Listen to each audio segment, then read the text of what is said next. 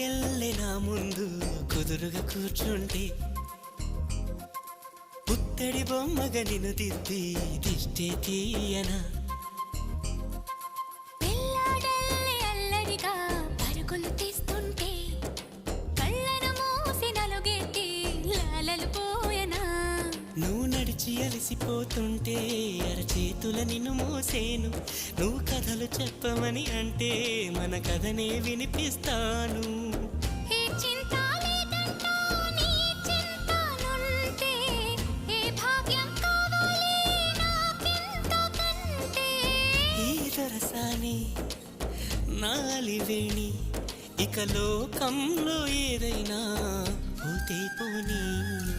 ఏం చేసావు నా ప్రాణం ఏదేమైనా జీవితమే